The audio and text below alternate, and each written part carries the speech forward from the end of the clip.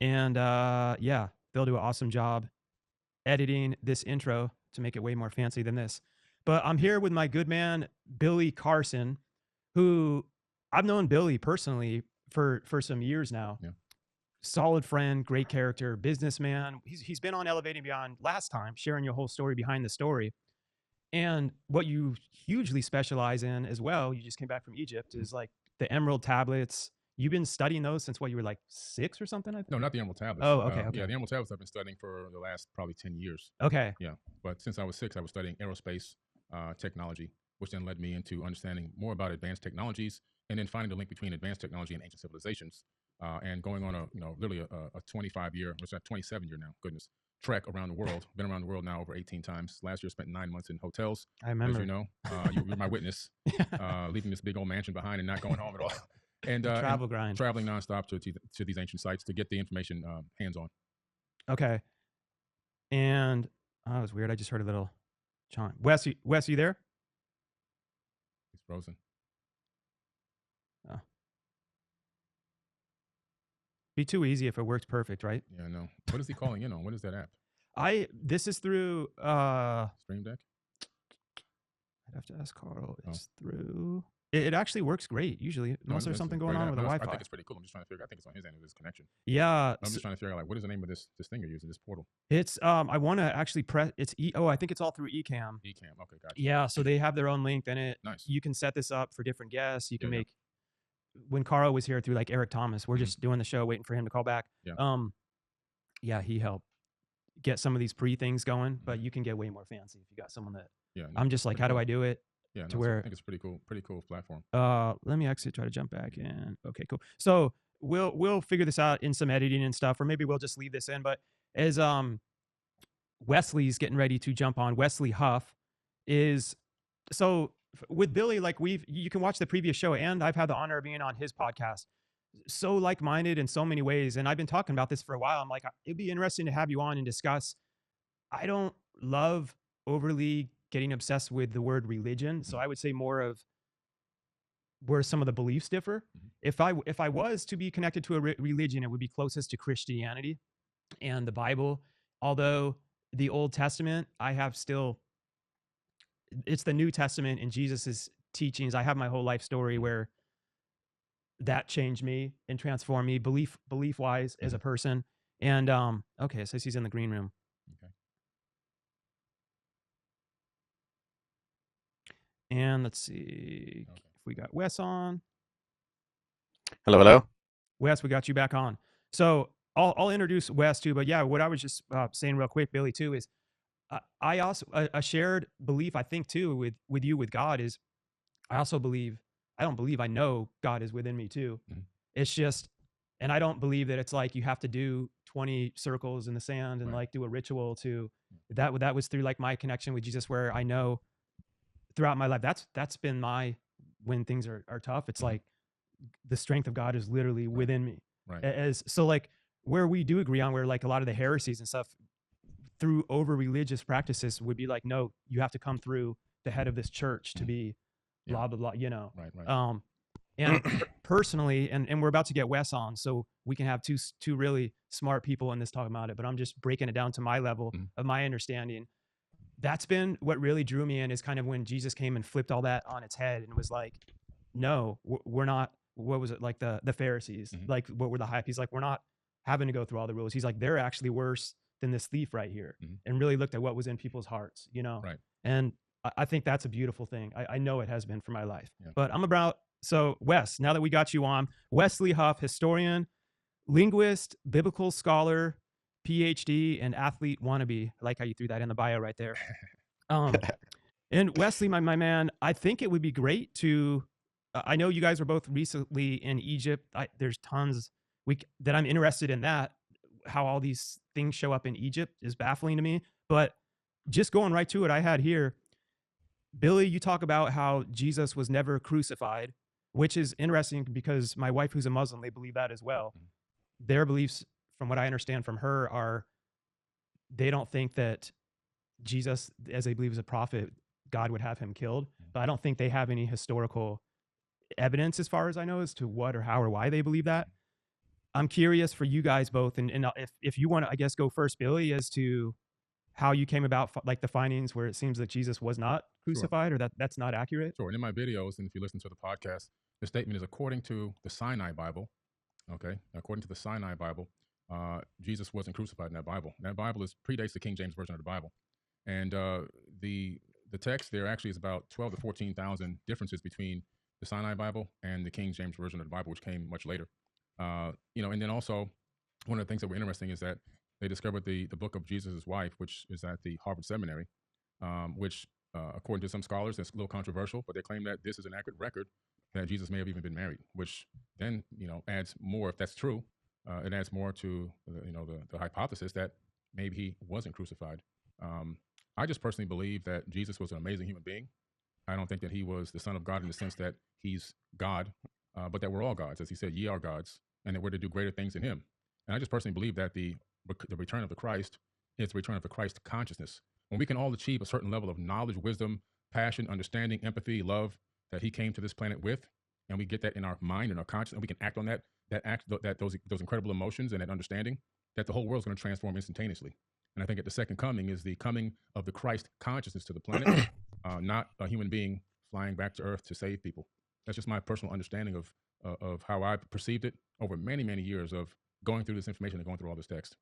And Wes, I'm gonna let you respond to that. And again, I mean, this is everyone listening to the show. I'm always like, challenge everything.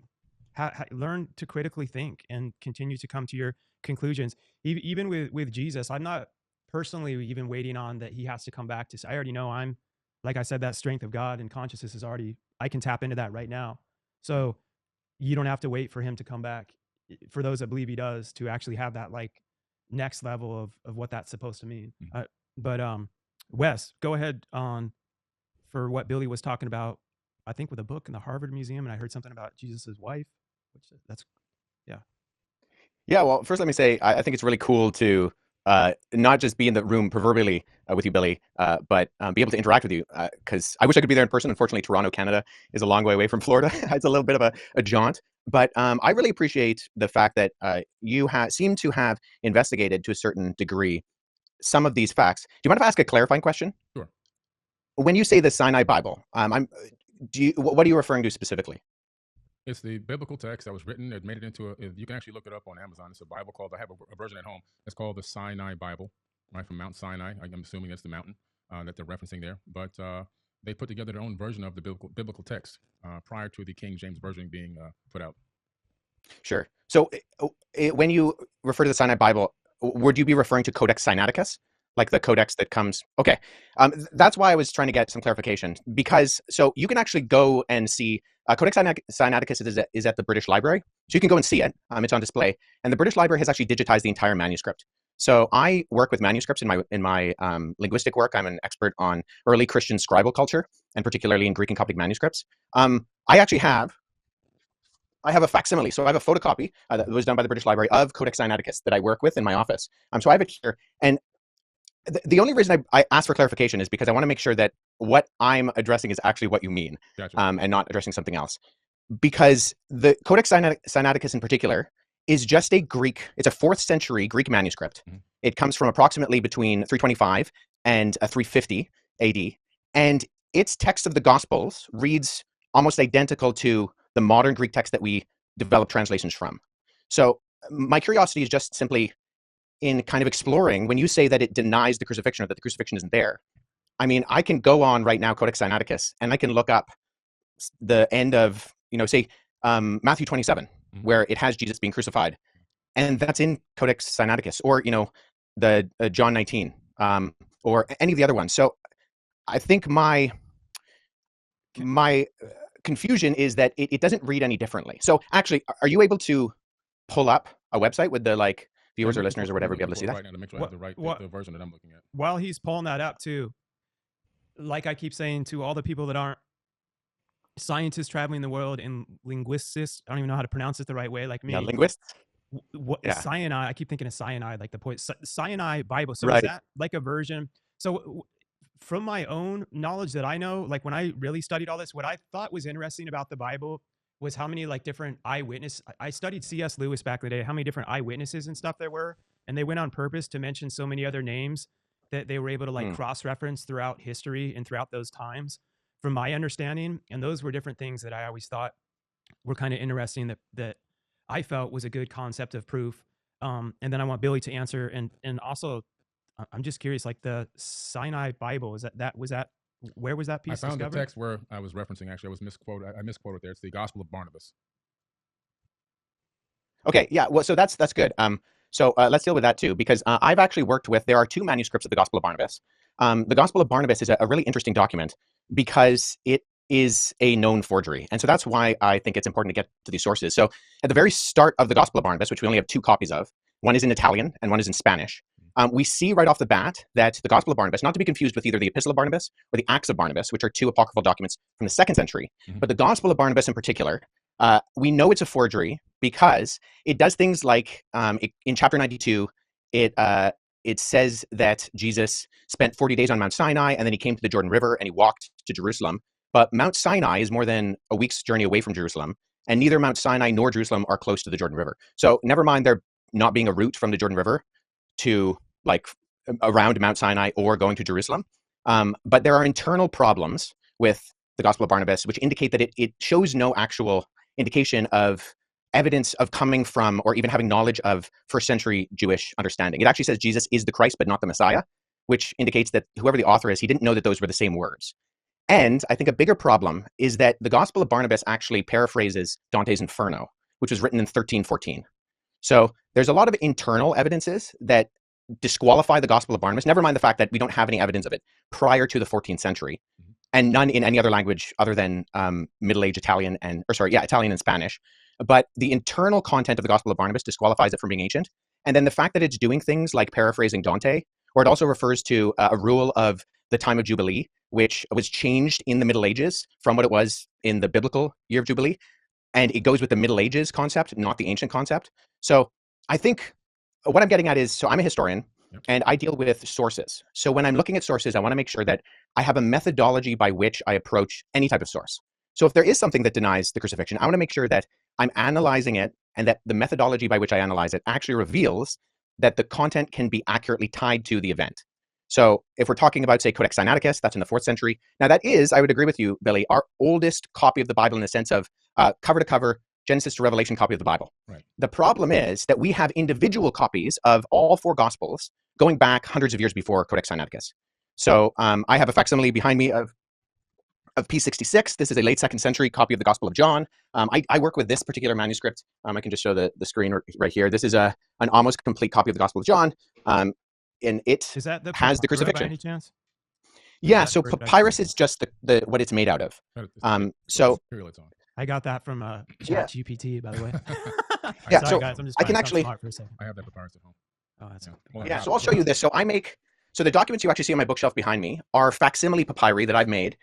So when I was in Egypt last summer, I went and I got made for me some papyrus sheets. And so I take these papyrus sheets, which are made from the papyrus plant, and then when I go and I look at actual manuscripts, so I was at the University of Philadelphia last summer, and I went and I saw a document called P1, which is a 3rd century fragment of the beginning of the Gospel of Matthew. And so what I did is I sat down with that original and I produced a facsimile. So I copied the text. First of all, I cut it out with an X-Acto knife in not the original 3rd century one on my papyrus. I cut out with an X-Acto knife this guy, and then I copied the text transcriptionally on the front and the back. So papyrus is just simply, it's what it's made out of. Yeah. And so there's categorizing systems, and the standard one is called the Gregory-Allant categorizing system. And so sometimes you'll see when manuscripts are mentioned, they'll have a GA and then a number behind it. If it's made of papyrus, you simply abbreviate the word papyrus to P, and then you have the numbering system. So P66, what I showed you earlier, that's on the categorizing system. It's the 66th manuscript that was put into the system. It's from the Gospel of John. I also have, P46 and P47 on my shelf, which includes all 4 Gospels and Acts from the 2nd and 3rd centuries. So the only hesitation I have with what you said, Billy, is that we have single copies of the Gospels that can be dated to the 2nd century that all do have the crucifixion. And so if we're relying on something like the Gospel of Barnabas, which is not just like, it's not that there's debate about it, it's a known forgery. I mean, no one's referring to the Gospel of Barnabas as anything other than. If you say it's no forgery, yes, but I'm going to go with that. Let's talk about the Old Testament a little bit and leading up into the New. Well, hold on, because do you mind if I address the Gospel of Jesus' wife? Sure, go ahead. What was her name? Yeah, I'm like trying to write notes like I know what I'm doing, but I'm just curious. So the Gospel of Jesus' wife doesn't actually mention. So oftentimes what happens is that the text of the Gospel of Jesus' wife is kind of paralleled with the Gospel of Philip, which mentions that that Jesus would kiss Mary Magdalene on the mouth. And so those are kind of used in parallel to kind of for this argument that Jesus was married. So the Gospel of Jesus' wife is in the Harvard Library. However, the reason we know it's also not legitimate is because even though the manuscript, the papyrus that it's on, was carbon dated to the 4th century, the text was actually copied from a PDF version of the Gospel of Thomas known as Grandin's Interlinear. And there was a mistake in the Coptic text of Grandin's Interlinear that was copied into the Gospel of Jesus' wife. So we know that this is not a legitimate document, even though the papyrus is ancient. And this happens a lot with forgeries. I have a couple of friends who have actually worked on projects that have revealed forgeries within Dead Sea Scroll manuscripts and within other ancient Christian papyri. But the reason why we know the Gospel of Jesus' wife and that Karen King, who kind of vouched for it and she lost a lot of credibility, unfortunately, for her, and she's admitted that it's a fake as well, was because we can tie it directly to not copying from an ancient text, but actually copying from an online version of the Gospel of Thomas in a PDF form. And the mistake on that PDF form was copied into the text that was borrowed in the phraseology of Jesus' wife. So I just point that out is, once again, with our sourcing, I think we need to make sure that we're going towards not just early sources, but actually credible sources. And unfortunately, neither the Gospel of Barnabas nor the Gospel of Jesus' wife are credible sources in terms of actually, and agreed upon by not just the vast majority of scholarship, but I don't know anybody in the field of papyrology, paleography, historiography, who actually refers to these documents as being legitimate. That's fair enough. I can respect that. So let's go into the Old Testament a little bit. Predominantly, from my research, I discovered that a lot of information from the Enuma Elish and the 7 tablets of creation is a lot of in Genesis, a lot of the creation story that comes into Genesis. Not all of it, but because obviously it's Genesis is a much smaller version of a much bigger story. But it's literally almost word for word from the Enuma Elish and the 7 tablets of creation. The Epic of Atrahasis as well is also there in the Old Testament. Several other tablets as well, Code of Hammurabi and a few others have made it into that text. Sumerian cylinder scrolls that talk about the creation story. Again, the creation story in the Epic of Atrahasis. And so we tend to see this copying of ancient tablets, text, and scriptures, even some papyruses, into the biblical text. Meaning that my point here is that I think a lot of people are saying that this information was written in real time. A lot of people believe that. If you ask the average person, they really believe that. But a lot of this information is just copied from older tablets and texts from an earlier date. That's what I found, that it's made it into the canonized Bible, but they never reference that they got it from any other ancient texts and tablets that have to do with a totally different civilization with totally different religious beliefs. Have you read the Enuma Elish? Yeah, I've done lectures. Do you mind summarizing the content of the creation account in the Enuma Elish for us? Sure. The Enuma Elish is a very ancient text discovered in the Library of Ashurbanipal.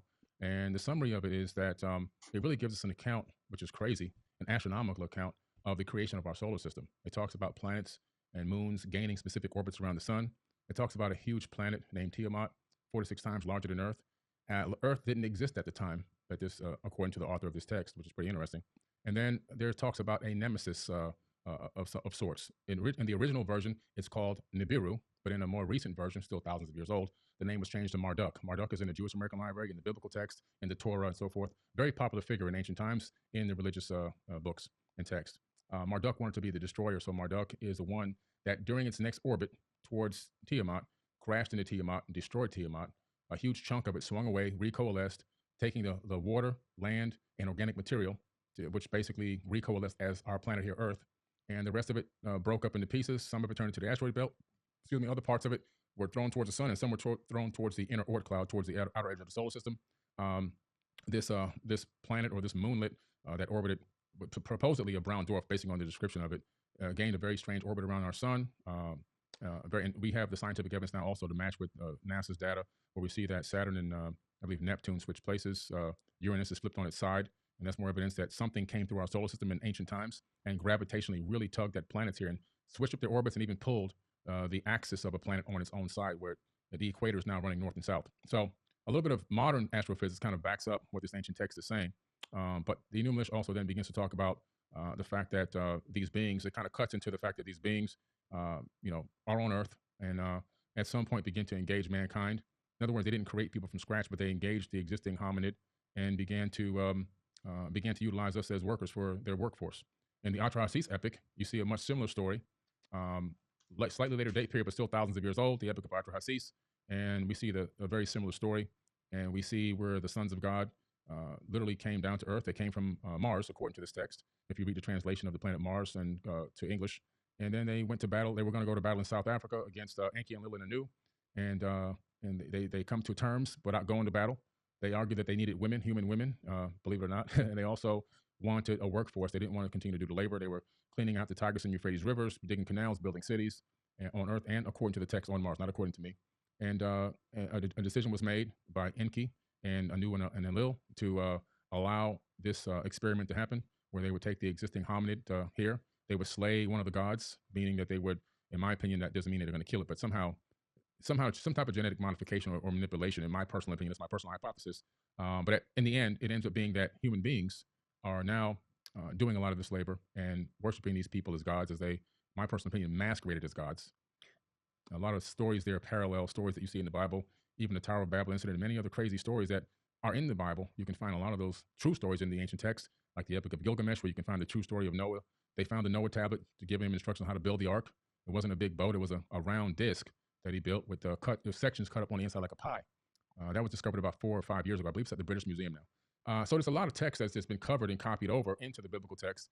And I think that, in my personal opinion, a lot of people are just became a cargo cult, worshiping people that were masquerading as gods. I do believe in God, by the way. Let me make this clear. I believe in God. I believe there's a creator of the universe. I believe that the mathematics, the quantum physics, all proves that. The fact that we're here. I believe this universe is imbued with a divine energy and a divine spark that lives inside of all of us. I just don't believe that the God of the Bible is truly the creator of the universe. I don't think that God needs money. I don't think that God needs... Sure. Do you mind if I just jump in here for a second? Because I think we've kind of gone on from the original question. I appreciate that. I do have a few issues with your summary, although I think I have read the Akkadian version. My Akkadian's not great, but I sat down with a Syriologist friend and we walked through it a couple years ago. So I think that there are components of what you said that I would say are in there. I'm not sure it's the best summary. Nonetheless, okay, going with what you said that there were like verbatim parallels with the biblical creation story. Even just going off of what you said, which I think there are components of that I would agree with, the Battle of the Gods, the concept of Enki and the younger gods, and they fight Tiamat, and then Marduk, who swears he'll defeat Tiamat, and Kunku, who kills Tiamat by shooting her with an arrow, and there's this big battle, and then the gods that die end up being the earth and the sky and even us, because we are the end result of that battle. I'm just curious, when you say that there are not just parallels, but there's actual copying, looking at Genesis chapter 1 and 2, where the creation story is summarized in the Bible, what are the actual kind of parallels there that you're looking to? Because as someone who's read both, I not only do I not find parallels, I actually, and this is the majority of ancient Near Eastern scholarship with me, think that Genesis chapter 1 is actually an apologetic against documents like the Enuma Elish. So what are the parallels there? Separated the waters from the waters, for example. That's in the Enuma Elish, and that's also in the biblical text. Okay, that I would agree is a parallel. The only reason I highlight that is that if you're making this the argument, because if you brought it up, and I mean this with all due respect, there are superficial parallels. I would agree. The separation of the water, the concept of the earth being formless and void. That's also in the Enuma Elish. However, I think all the other details, it's the details that make the difference, and if we're looking at not the superficial crossovers, but the actual themes and concepts of what it's saying, you don't have a creation within 7 days. I'm not going to take the Enuma Elish and put it into the biblical text. There's certain words that they utilize that let me know that they copied it from that text. Like, for example, so what words? Separating the water from the waters, the void, the earth being void. That information is literally just copied over. So it tells you that somebody saw that and said, let me add it to this book right here. Or let me add it to the scripture or this papyrus, because it wasn't a book yet at that time. So was this text discovered that makes it parallel to Genesis? Was this like supposedly discovered prior to? I'm just curious. It wasn't discovered prior to the Bible, but it dates back long before the Bible was ever written. Okay. Yeah. So let me just say this. So the reason why I say it's actually an apologetic against that is because the purpose of the Enuma Elish, which the Babylonians read every Babylonian New Year, was to point out the fact that the deities, and there's countless deities in the Babylonian pantheon, they actually come from the created order. So they're not outside of time and space. They actually come from the created order. And when they die in this battle, right, when Tiamat is defeated, the defeated gods become the earth and the sky and the plants and even you and me. And in that sense, the theme is that you don't actually have any purpose or end result, and you're not created in the image of God. In fact, in the ancient Babylonian system, only the kings were created in the image of God. And what we see that is counter to that is that even, sure, there's superficial, divided the waters, but we find that in almost every society and culture. That's not a parallel as much as it's just a generality. I would say what we see within the biblical account is that God purposefully creates. There's only one God. He purposefully creates, and then he creates, and it's good. And it continues to say it's good 7 times. And then at the end of chapter 1, just for, the thick people in the original audience, it says, and then it was very good. And then he creates humanity, not kings, but simply the humans that he creates in God's image. And they have purpose and meaning, and that instills them with this creation order. And that's not what we find in the Enuma Elish. In fact, we find the opposite in the Enuma Elish, is that the created order is not good. It's a mistake. And that you are not created in the image of God. And there's a reminder that regular people are not created in the image of God. So linguistically, Hebrew does have Semitic ties with Akkadian. It doesn't with Sumerian. Sumerian is a language isolate, a glutenizing language. But I would say, just with all due respect, the parallels linguistically are not there. There might be superficial kind of concepts that are there, but they're so superficial that we can find them in everything. In the sense of, I'm in an office studio, you're in your office studio. That doesn't mean that that we're the same people or we're even in the same place. Does that make sense? Yeah, but I don't agree with that. I just see, if I have all these texts out, there's a lot of different information that you can see. There's a lot of it's been copied word for word into the biblical text. But what's the word for word? In your version of what you believe in, you keep saying that God's a he. Yep. And so where do you get that from? Well, throughout both the Hebrew Old Testament and the Greek New Testament, you have the masculine singular pronoun used for God. And why is God a man? Where's the evidence of this? Well, God isn't a man. See, within historical Christianity, we don't believe that God has a gender. However, the way that he has decided to reveal himself is through the masculine plural, and then ultimately by becoming a human in the person of Jesus Christ. So we don't believe that God has a gender. In fact, the fact that God creates humanity in his image and he creates them male and female, those are 2 aspects of the image of God. And so that's the completeness. So historical Christianity has never argued that God is gendered. Jesus is gendered in the sense that during the incarnation, he becomes a human man, but he's still fully man and fully God. But God is spirit, and right, as the scripture says, we worship him in spirit and in truth. But nobody's arguing that. What's that? Sorry. That always blows my mind. God is the same all the time, right? He's always good. God is all the same all the time, right? Yeah, but we do see that though in scripture, God has revealed himself through the masculine plural, and there are aspects of God's character that we see within scripture that do actually communicate.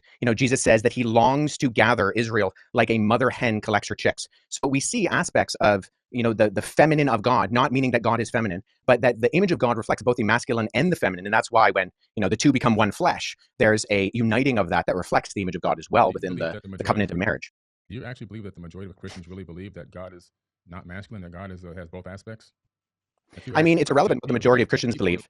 How many would tell you, that God's not a man? They've never been taught this.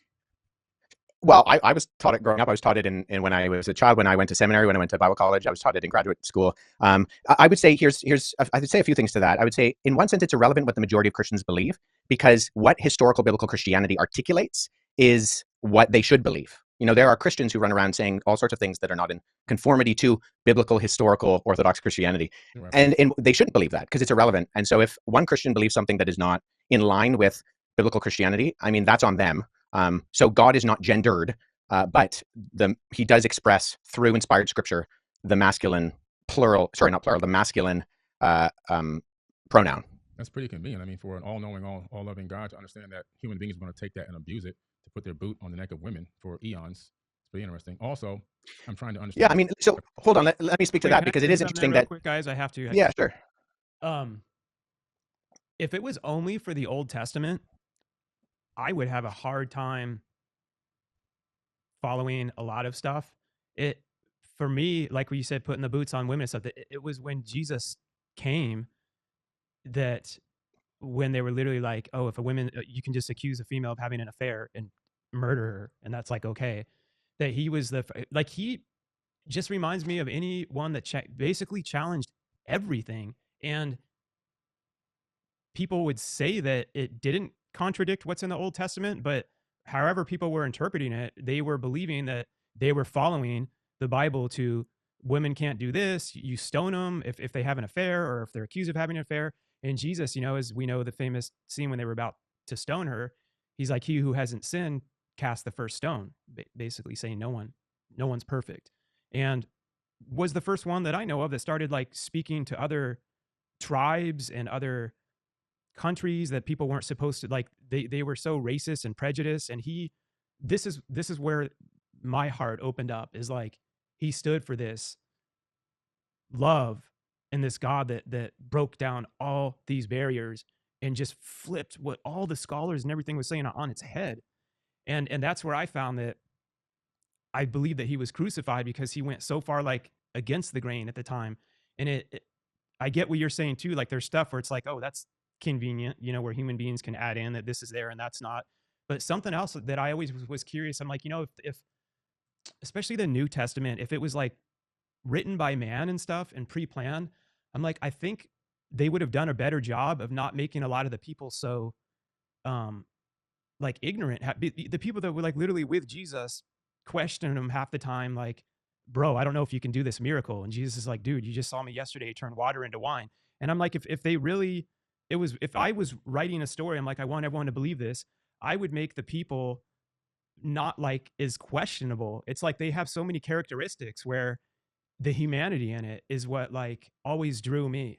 And like even one thing in the Old Testament that David and Goliath kills Goliath, a man after God's own heart. I'm like, if you're pre-writing this to be the perfect person after God's own heart, then he becomes king. You're going to like have the story end perfectly. But then he goes off to see, he's watching this lady bathe nude, has an affair with her, has her husband killed. Mm-hmm. It's like, but then goes on to keep praying to God and coming back to God, like with a humanity.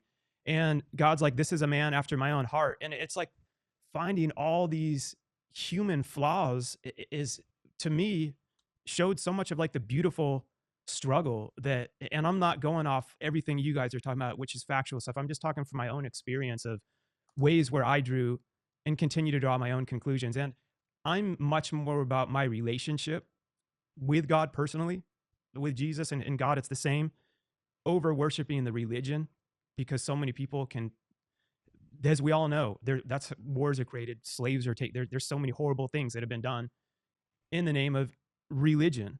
And it's sad. And that's where Jesus comes back into the game to me. I'm talking, you guys, to me, to where he was like the one that was like gathering all these people of all these, like, what are you doing? Like, we're supposed to be here helping each other. This is about loving each other and coming together. Like, you're killing them because they eat meat on Tuesday and they don't eat bacon on Sunday. And you're literally like murdering each other. It's so messed up. So I get where people look at different organized religion and stuff, and they're like, this is horrible. Like, on behalf of Christians, I'm like, I'm fully apologetic for, what was it, the Crusades. It's like, in the name of Catholicism, there's so many horrible things that human beings have done. And I'm speaking as someone that I would call myself a Christian, and I'm just letting everyone know that I'm open, critical thinker, and how I've continued to find my own beliefs, because I never sat here ignorantly and was like, nope, throughout history, they've all been perfect. It's like, through the Crusades, they went through and committed genocide, rape, some of the most awful stuff, wearing these huge crosses. And I'm like, but God wasn't with them. They said he was, but that's why I also believe in the devil. And I don't believe he's this dude with a pitchfork and a red tail. I think it's more comes, in energy and thoughts, and comes in people, and is like, oh, talks to this guy who's rising in power. You should start conquering that other country in the name of, and do it in the name of God. And then, that's the way I look at things. So anyway, go ahead. I had to just throw in. Yeah. I mean, there's a really great resource written by a friend of mine, John Dixon. It's a book called Bullies and Saints, where he goes through a lot of the instances of where obviously you're going to find abuses, and every human being is going to find a way to exploit whatever is presented to them. So in one sense, I think we can say, isn't it convenient that God used the masculine plural pronoun, the masculine pronoun, I keep saying plural, it's just a mistake, the masculine pronoun. And we can say, oh, sure, that's convenient, maybe, but it is how he has revealed himself to us. And it's not his fault if we abuse that. I mean, we could say, so I grew up in the Middle East. My parents worked in Amman, Jordan. And when I was living in the Middle East, there was a country called the Democratic Republic of Iraq.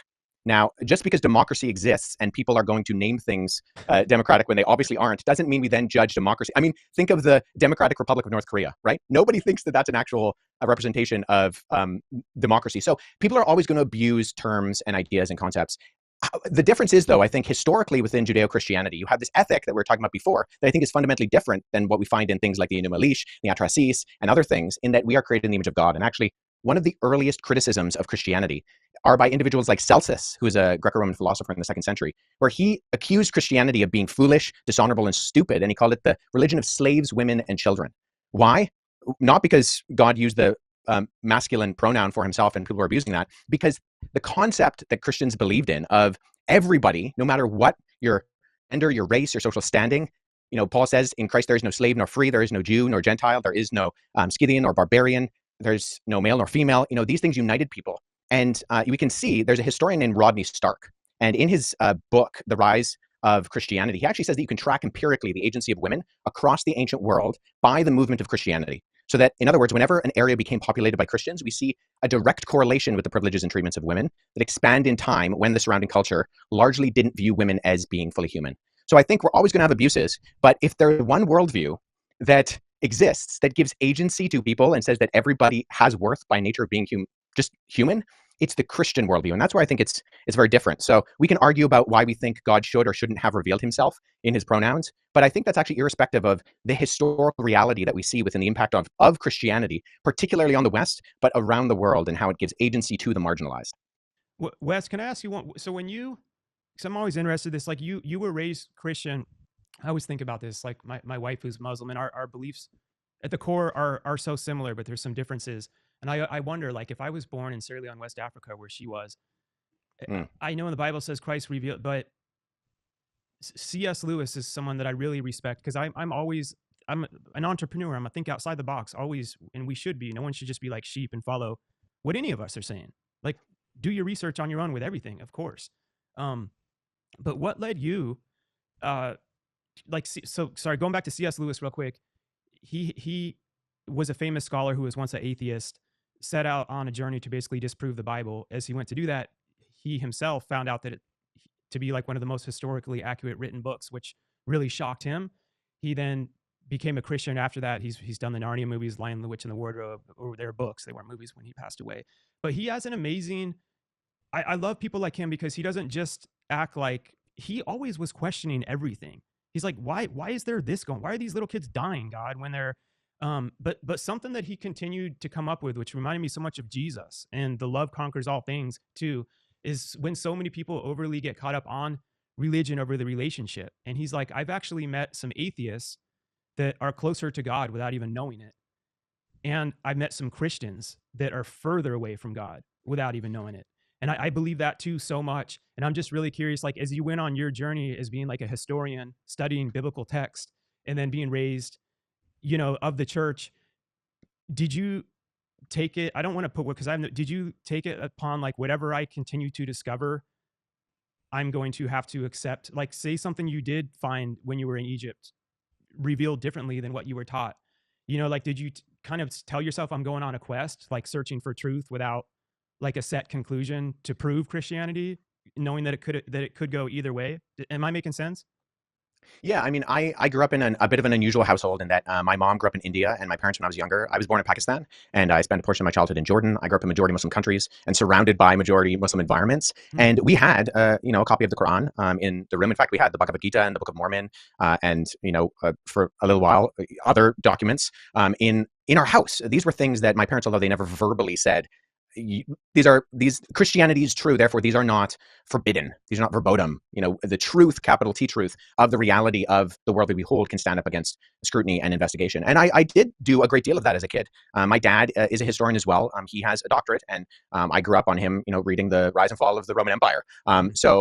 But at the exact same time, the reason why I actually went to university with full intention of going into the police force, but it was interactions with Muslims and Mormons and Jehovah's Witnesses and atheists and accusations against the credibility of the Bible, which actually piqued my interest, because they would say things that I thought, if that's true, of course that undermines what I believe. I believe that Jesus is God incarnate. If I can't trust the Gospels as reliable first century eyewitness testimony, then I might as well throw all of this away, because I'm not going to believe a lie, even if it's a convenient lie. And so it was actually the exploration of eventually going into graduate college, and then now in working on my PhD, the largest secular university in Canada, that got me thinking, okay, how do we investigate these things? What are the methodologies by which we go about to explore the origins and credibility of something like the Bible? And that investigation, with all due respect to Billy and the content you put out, has actually confirmed what I believe. You know, I'm dealing with the actual manuscripts. I travel to academic institutions, to other countries, and I look at these things and I read them. And it's a privilege to be able to learn languages like Greek and Coptic and Hebrew and Aramaic and dig into these things. And I think ultimately, I really appreciate what you said there, Mark, with your articulation of your personal relationship. And I think that's so important. But I think it's also important to remember that that relationship is based on something that's real and verifiable. And we can look into the evidence. You know, I have friends who are linguists, philologists, and historians. And when we look into these things and we talk with one another and we're discussing, we're constantly trying to falsify our theories, because that's what good history does. We're looking for the falsification. You don't go in, ideally, if you want to be a good historian, with trying to prove your original thesis. You go in and say, okay, what are the avenues that actually could disprove this? And then how do we engage with those in an appropriate and articulate manner? So what I believe is true, but I believe it based on the evidence of the actual documentation. You know, I've read a lot of the literature that you're talking about, Billy, the Enuma, Elish, the Atrahasis, the Bhagavad Gita, the Epic of Gilgamesh, and I've read some of them in their original languages because I've tried to be a good historian and go back into the primary sources. Or if I can't, engage with people like my friends who are Assyriologists, who are philologists, and try to not just go off of a translation, but the original. And I think I found largely the opposite of the conclusions that you have made, Billy. And I know that you are very passionate about what you talk about, and I respect that. I just think that the confidence might not actually be backed up by the reality of the evidence. So when we're looking at something like the Sinai Bible, when we're looking at something like the Gospel of Barnabas, when we're looking at something like the Gospel of Jesus' wife, these are things that actually have provenance that we can verify. And ultimately, I think the answers to the questions of the legitimacy or the illegitimacy of those things point to not just a different conclusion, but actually the opposite conclusion, and that Christianity is true. Well, now I'm glad you said that. So those three topics are a very small piece of my concept and idea of what really happened in the ancient past. So that's a very small fraction. That's less than 0.1%. You talk about eyewitness accounts convinced you that Christianity is real. There's been eyewitness accounts of every culture that I visited around this entire planet, and their eyewitness accounts of what they experienced is 100,000% opposite of what's in the Bible. People have based on what do you mean? Can you give me an example? The Dogon tribe, for example, in Mali, Africa, they experienced a culture that they claim came to this planet from Sirius B. They have the evidence that they knew these beings were from Sirius B because they have the instruments that show the orbit of a trinary star system that we couldn't discover until the 1970s with our modern technology. Okay, they understood not only the orbital pattern of Sirius A, B, and C, but even that B was a failed star, which you can't see it from Earth with the naked eye. They knew that it was a white dwarf. They even knew that they said that if you took a tablespoon of it, the entire tribe or 1,000 men couldn't lift the tablespoon. They understood mass and gravity as well. They were told the shape, the sizes, and the colors of all the planets in our solar system, which they recorded. And there's only one wisdom keeper, and that person can never be touched by a person. If they get touched by another person, they'd actually be killed. And then they eventually have a mentee that they break down that verbal handed down knowledge to, and that next person then takes over and becomes the wisdom keeper. And they've been doing this for thousands and thousands of years. And science, modern science, has found all their information to be 1,000% accurate.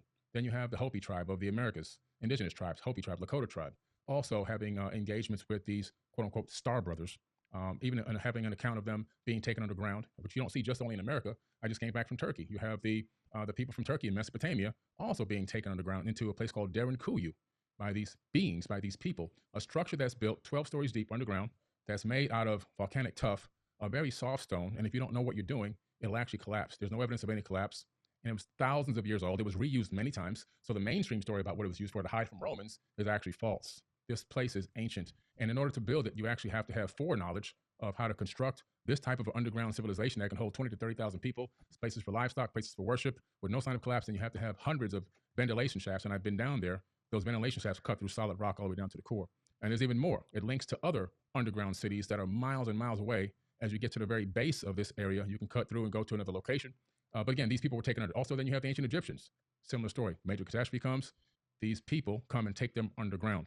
Then you have the information in the Egyptian book of Going Forth by Day. More accounts by people, our ancestors, that have accounts that do not match up with the biblical text. And so all of a sudden we're saying that all these cultures, the Aboriginal people, I can go into them as well. I've gone to walk about in the outback. Yeah. The Aboriginal elders, same thing. They were seated here by Pleiadians. This is their verbal handed down history for thousands of years. And I can go around the world and I can come up with all this information from all these eyewitness accounts from people that should be respected, dignified, and shouldn't be scoffed. And that we're now saying that all this information that they put forward, all their verbal handwritten history, all their written history, that's got to go to the side because this one text is 1000% accurate. Sure, but so my question is, most of that is oral history, correct? Oh, it's all oral history, even the Bible. Okay, so when we're engaging with oral history, what methodologies are you using to confirm that the orality is accurate? Oh, man.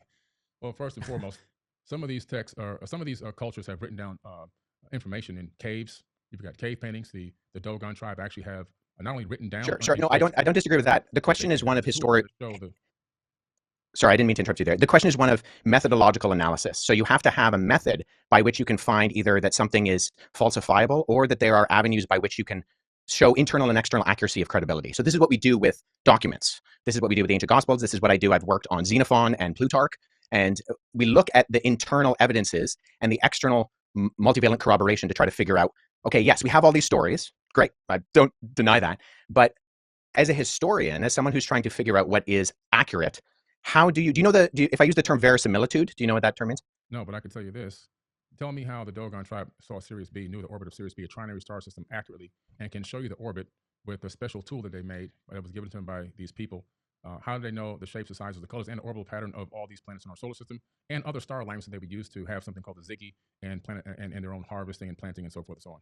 That's not enough evidence that there's something. Well, I'm not aware of that particular case. And even, I mean, I would grant that, the ancient people are far more technological advanced than we give themselves credit for. Just because they're ancient doesn't mean they're stupid. I am well aware, as someone who has done both investigation of the past and done archaeological analysis, that is a reality. My question is simply, okay, you have these stories or you have these accounts, you're referring to them as eyewitness testimony. How are you going about verifying that as that? Well, if the people had eyewitness testimony about Jesus, they then just wrote down their eyewitness testimony on a piece of paper or parchment paper or papyrus. So these people, right? So that's where internal methodological analysis. Some of it's actually written down. So I mean, it's the same exact thing. There's really no difference. Well, no. So you do internal investigations to figure out when something was dated. So something like so when I used that term verisimilitude before, that's something these historians are looking for. It's a term that simply means the appearance or likelihood of truthfulness. So when you do historical analysis, it's an inference to the best explanation. So you have proof and you have data, and you're extrapolating that data on levels of probability. So some things can be confirmed as high probabilistically true, and other things are lower in their probability that they happen. But there are different methodologies, different ways that you explore historically how that happens. Well, so for the Gospels, we look at with the Dogon tribe. Scientists went there to visit the tribe, and they still have no answers because they used their modern science. They took the best scholars to visit these people, and they're still scratching their heads. Something happened there. Sure. And I'm not even denying that necessarily, but the question is, okay, we need different levels of evidence and exploration, not just scientifically, but historically, to derive something as eyewitness testimony. Now we have mountains of that, and I'm more than willing to go into some of that with the Gospels as early eyewitness testimony that can be verified externally and internally. But nonetheless, the only reason I ask, Billy, is because I've listened to a fair amount of your content, and I'm unaware of the methods that you use to try to discern between what is an accurate source historiographically and an inaccurate source historiographically. Well, does that make sense? I use getting in an airplane and traveling to these places, doing my own research, talking with indigenous cultures, and researching as much of the text that is available that I can possibly find. Okay, so I don't dispute that, and I do believe you have done that. But I mean, even from what we've talked about, so you've researched the text, but when we talked about the crucifixion, everything you cited was either, and I mean with all due respect, false in terms of the Sinai Bible, because Codex Sinaiticus is just a 4th century Greek manuscript of the Gospels that we have today, or they were verified forgeries in terms of the Gospel of Jesus' wife and the Gospel of Barnabas. You may be right on that particular part of the topic, but like I said, that's less than 0.1% of the information that I hold. Sure, but that was the original question. So yeah, so that's what I'm saying. I'm saying, okay, well, so I'm going off of what we've already talked about. So you said you explored the text. I don't deny that. But the evidence, by going off of what you have put forward in terms of the actual documentary evidence, is not just less than convincing in my respect. And I mean this with respect, because I think you have done a lot of research. You've traveled to these places. I have too. Like, this is what I do as my career. But I'm not really getting indication, because in history, we go to the primary sources in their primary languages. And when Mark asked, okay, why do you deny the crucifixion? The sources you used were not primary. Okay, we're still talking about the same thing over and over again. There's so much more we can talk about here. We're wasting a lot of time. There's so much more. That's this amount. Do you guys so much more stuff to talk about? Do you think that all these different cultures and stuff describing these other beings, could those have been I'm not an expert theologian or whatever, but like where it talks about war, I always want to personally ask you this too, where in the Bible it talks about like wars between the demons and the angels. There's a lot of crazy stuff in the Bible too that it's, you can prove it's been written, but it also takes some faith because you can't physically see where there was wars between demons and angels and stuff fighting in the heavens. So there's tons going on. Obviously, could any of those have been, like, from what you've discovered or how people have written it? Do you think those could have been demons or angels? Which I don't think believe in demons or angels at all. You don't believe in them at all? No, I don't believe in demons and angels. When you read Azazel coming down in the book of Enoch, coming down, and the first thing he does is teach people how to make knives and swords so they can cut a man's head off. You read, you see these quote unquote. Where's that in the book of Enoch? In the book of Enoch, Azazel. He comes down. And he teaches. Where is that in the book of Enoch? Is it the only reason I ask is because there are two Enochs, first Enoch and second Enoch, and only first Enoch is an actual historical amalgamation. Okay, and then you analyze the fact that these angels are having sex, they're getting drunk. These are just people. Whoa! Where are angels getting drunk? Angels party. They go. They hang out with people. They go to war with people. They put on their outfits and go to war with people. Where are they getting drunk though? They get married. Okay, whatever that means. But they're having. They don't get married. Okay. In fact, Scripture says that angels can't get like married. Merry Christmas. Not married. Mary. Merry. But the point that I'm making here is when you start to really analyze what these angels are doing, and you start to analyze how many people are dying in the biblical text, you start to say, well, how many people did Satan actually kill? And when you start doing the tally on the numbers, God's doing most of the killing in the Bible. It's not the devil that's doing all the killing. And God says in Isaiah, I created the good and I created the evil. Do what I say, the Lord. So he's saying that he's doing the good and the evil. That's what he's saying. Yeah. My personal opinion on this whole thing, I just let me get this out because we keep going over the same rhetoric over and over again. My personal opinion is that the biblical text is a good book. Like I've said, I've got videos. My number one video on Twitter has me saying this. It's good text because if you actually apply some of the information that's in the Bible, you can get a good result, like you have done, Mark. Right. I struggle with I want you to finish your thought. Go ahead. Yeah. So because you can get a good result, but there's a lot of misinformation in the Bible. There's a lot of false information that's copy from ancient text. And if you go by that text, all of a sudden you end up with 400 years of slavery.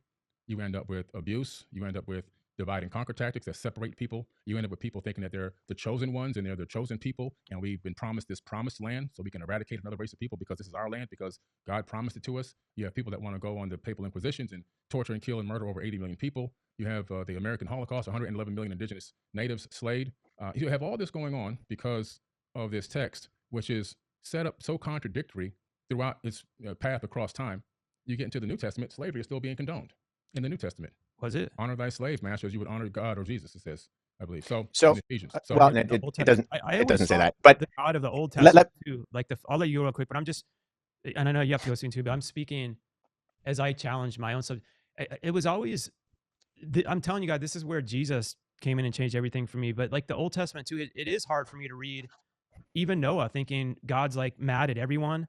Let's flood the whole world and murder all these people that I created. That's pretty bad stuff. But it seems so contradictory to, and I'm speaking, Wes, as a Christian, and I don't have the, whatever they call papyrus. There isn't. This is where people, but I continue to follow in my heart. But it's so Jesus did not seem like that at all. But they say God's the same as then as he was now. Like time, he created time.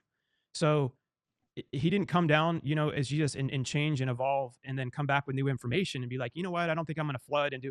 So these are more, I guess, like bigger moral questions that there's not necessarily, but that's where things like the Old Testament challenge me at times. And I know there's a lot of things where they correlate, and I've seen some cool things that come together too, but it's just like, man, to think like I'm going to flood and murder all these people that I created and then leave a few alive doesn't seem like what Jesus did at all. No, it's a couple more points I want to make because he got a lot of talking in. It did say, slaves, obey your earthly masters with respect and fear as sincerity of heart as you would obey Christ. That's slaves. Obey your earthly masters with respect and fear with sincerity in your heart, just as you would obey Christ. So it does say that Ephesians 6:5, but there's so many aspects. That stuff is what. And what is the context of what Ephesians is saying? So I think this is very important because we don't take text in isolation. So within Scripture, and this is why all the abolition movements throughout history have only been Judeo-Christian movements. There's never been an abolition movement that wasn't Christian. And actually, there's the recent work by historian Tom Holland, not the Spider-Man actor, different Tom Holland, but his recent Dominion highlights this fact very well. This is not a Christian, but in it, he shows that going right back into the antiquity with the Cappadocian Fathers was the first abolition movement, and then into the British and the American abolition movements. These were fundamentally Christian movements run by Christians because of the idea that when Paul, who wrote that letter to Ephesians, says, in Christ there is no slave nor free, he's breaking down those barriers. So in Ephesians, when he says, slaves obey your masters, he's operating on the socioeconomic context of what he's going on. And he's saying, hey, we have slaves and we have free people, okay? If you're a believing slave, if you're a slave who believes in Jesus as the Messiah, don't be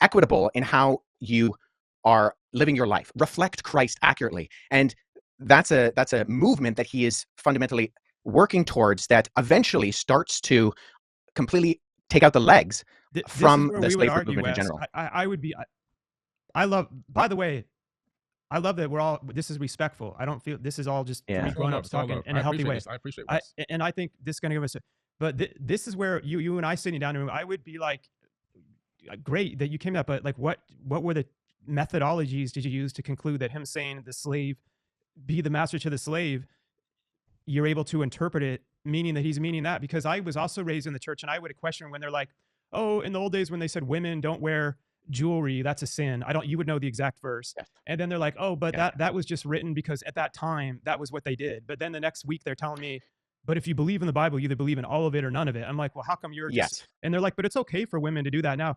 Those are the things where it's like, we've got to be honest here. Like, if you're respectfully challenging Billy, Billy's going to go and do research and be like, okay, now I want to see how to have, because we're all critical thinkers. Those things seem to just get so blindly pushed over when they're like, but that doesn't apply now. And it's like, I think there's more common ground than people think, and so many words to recall, but also, like, it's weird to me to think that he would be like, women aren't allowed to wear jewelry and this crap, and then Jesus came and he's like, none of that matters. And then for them to be like, oh, that only made sense then, but now it doesn't apply. But believe everything. Right. So this is what's referred to. You know what? Like, this is why, like, I'm always like, So there's a discipline called hermeneutics, and that's the methodology of interpretation. So there are multiple levels that you interpret something. So whether we're dealing with, say, the book of Ephesians, or we're dealing with Tacitus's Annals, we look at something and we contextually read it within the framework of how it's being written. So there's a historical approach where we look at the context. Okay, Paul is writing to a church in Ephesus. What's going on in Ephesus, and how is what he's saying in that city in what is modern day Turkey? How does that pertain to that particular time and framework? Where is Paul coming from? Where is now, though, is my question. Because so here's how I answer that question. I love it to death, Wes, but you're starting to give. Sorry to interrupt you. I believe in God. Like, I believe in and Billy believes in God too. I get why things are challenged and things need to be challenged, but it's saying that was to women then, but being raised in the church, yes and no. They say. But then they'll pick something and they're like, but that doesn't apply to them now, because in that context, he was talking to this certain town where they were having problems with it. I'm like, well, that's not written anywhere. And they're like, well, if you go to blah, blah, blah. And then they say, well, God is all knowing. So he perfectly chose what was in and out of the Bible. I believe whoever created the universe, which is God, in my own opinion, is way smarter than any of us. Why would he leave something like that crap in there, that women shouldn't wear jewelry and all that, and then have in the New Testament, that crap doesn't really matter? Like, that's where it's like, I have to believe that it's not I do think there is parts where things got written in, and I don't think they're the major things personally, like whether or not Jesus was crucified, which I think is a major thing, because if he wasn't, that I've studied that a lot, that would challenge that would challenge the core of my whole belief system over whether or not it said if women can wear jewelry or something. But I do think that, and I don't know if there's an exact answer to this, but I do think, that's perplexing to me. The God of all wisdom would choose to leave some of that in there. It's like, why? Yeah. So here's the thing. So the Bible was written for us, but it wasn't written to us. There is an original audience, whether that's the ancient Israelite in the ancient Near Eastern culture, or whether it's the Greco-Roman believer in Jesus within the city of Ephesus. So as historians, and I mean, most of the books on this end of my shelf are what I refer to as commentaries. Sorry, I got to theologians and historians. Would God be smart enough to know, I'm not just going to write to this demographic of this civilization now, knowing I'm a God who created the whole world, and people are still going to be studying this thousands of years later? That's what I was going to say, but I didn't want to cut off. Yes. So I'm sorry. So by the way, here's how I would I'm the worst interrupter ever, and it's more of my ADD type thing of like, I get a thought and I got to get it out, or else I freaking forget it. So I'm sorry about interrupting. Thanks for throwing me under the bus for that. Yeah. So, how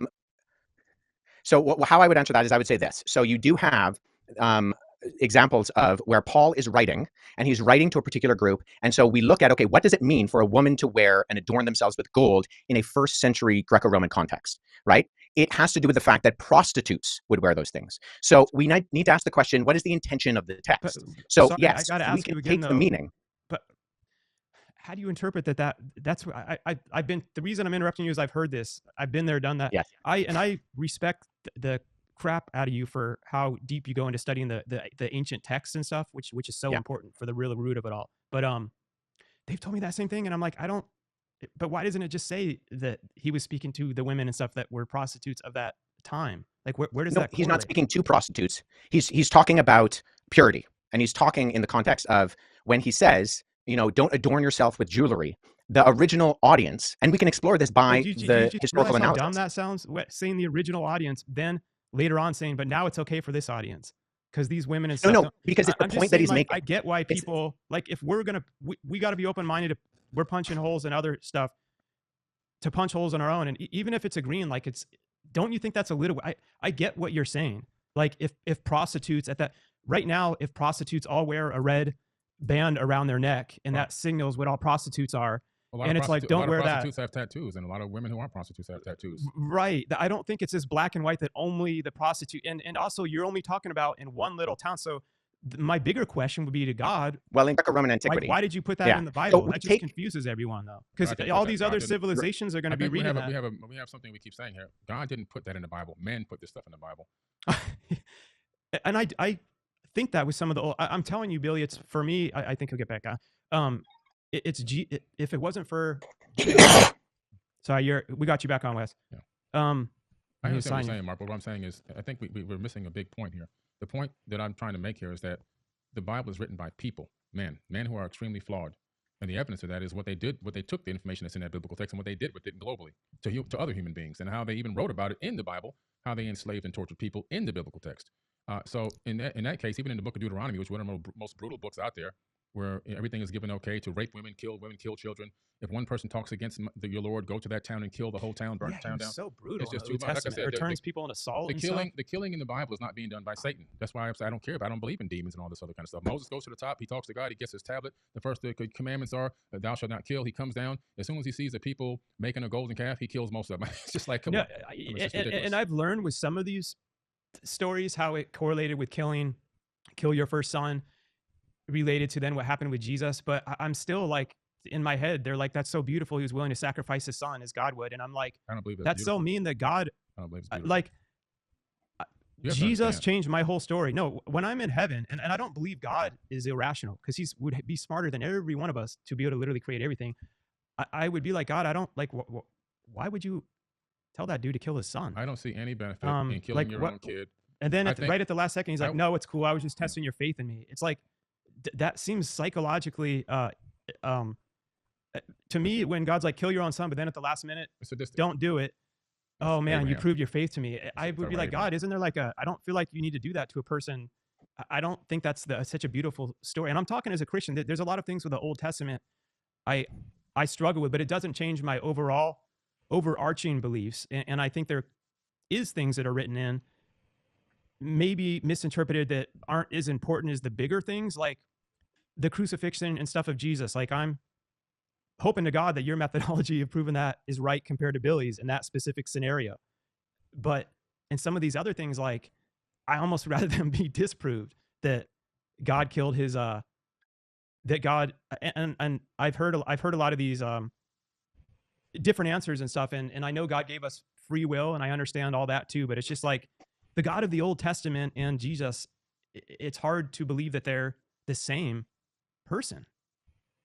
Yeah, sorry, I cut out quite a bit there, and so I think I missed a large portion, so I apologize for that. And I'm just... I might get to say a lot of stuff that I want to say. Go ahead. Yeah, so let me just say this. So the most quoted verse of the Bible in the Bible is a version of Exodus 34:6, which fundamentally describes who God is, that he's compassionate and loving, full of grace and mercy, and abounding in steadfast love. And so, in fact, if you read the book of Jonah, the beef that Jonah has with God, the reason why he doesn't want to go to Nineveh, is because he believes that God is so loving that if he tells the Ninevites to repent and they repent, God is going to forgive them. So fundamentally, we have the picture of God consistently throughout the Bible, both in the Old and New Testaments, as being a God who is rich in love and mercy and abounding in steadfast kindness. And so we want a God who is just. And just to speak very briefly to the slavery issue, I mean, Leviticus 25 condemns by death the man stealing. So stealing someone and selling them into slavery. And the fact that the 10 Commandments are prefaced with, you are a nation who was slaves. You know, I'm the God of Israel who brought you out of Egypt. So there's a fundamental difference. And there's lots of literature on this. I would encourage people to read my friend Paul Copan's book, Is God a Moral Monster? He's written some excellent stuff. He's also written on Did God Command Genocide in the Old Testament? He's a leading expert in the field of a comparative analysis of ancient Near Eastern war literature. And so there are very coherent explanations for these things, and that slavery within ancient Israel was very, very different from what slavery around the ancient Near East was like. And on top of that, once again, when abolition movements happen, what's that? Sorry, Billy? I said slavery continued on throughout the Bible with no problems. But it was always undergirded by the fact that this was not the ideal, that this was something that should not be done. And even slavery within ancient Israel was fundamentally different than slavery around the ancient Near East. This is not a contested fact. You can look at the scholarship of individuals like Wright, who's written extensively on this. He's an ancient Near Eastern ethicist. And there's vast difference between the law codes in Leviticus, Deuteronomy, and Numbers, and something like the Code of Hammurabi, which puts people on a tier system and gives different punishments depending on where they are within society. That's not true in ancient Israel. If you were a king and you stole somebody and you sold them into slavery, they would punish you by death. But you steal somebody else's slave. You can't steal somebody else's slave. That's not a good thing to do, right? The point that I'm making here, I got to say something before I get out of here, is the Bible is full of contradictions. The biggest problem that we have is we're dealing with a civilization on this planet that is psychologically impaired. Human beings are psychologically impaired, this entire planet. We're living on an insane asylum. Earth is an absolute insane asylum. Mental illness has spread throughout the planet Earth like a complete virus. And when you take a text like the biblical text, knowing that human beings globally are mentally ill, this entire planet is a mental insane asylum. And I'm talking everyone. All 8 billion, whatever number of people we have now, are all mentally ill. And what I mean is there's different levels of mentally ill. We all have trauma that we're not dealing with. We all have internal issues. We all have situations that shadow work that needs to be done. And some people are at higher levels of mental illness than others. Most of us are functional mental illness people. But when you take a look at the biblical text and you start going through this information, and it's the way that it's laid out, it becomes a proponent of more divide and conquer tactics. It becomes a proponent of racism. It becomes a proponent of slavery. It becomes a proponent of all these things that are dark and ill, including murder and killing in the name of God, which has been done how many millions of times. So my thing about the biblical text is it actually authored by the creator of the universe, or is it authored by the dark forces of, maybe if this Satan is real, Satan himself?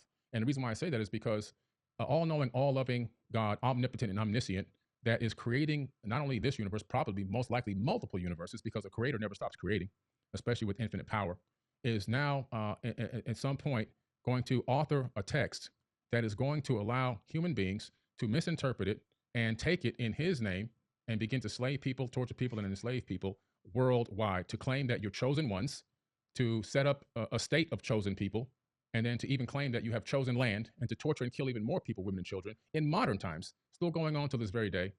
To me, that doesn't seem like a very intelligent being, especially a being that knows the beginning and the end. So if you know the beginning and the end, you have a certain level of foreknowledge. You have advanced knowledge that goes beyond. You know what's the ending before the end even occurs, so you set up everything for success. Why? Because a genius solves problems before they happen. And I'm going to drop the mic on that.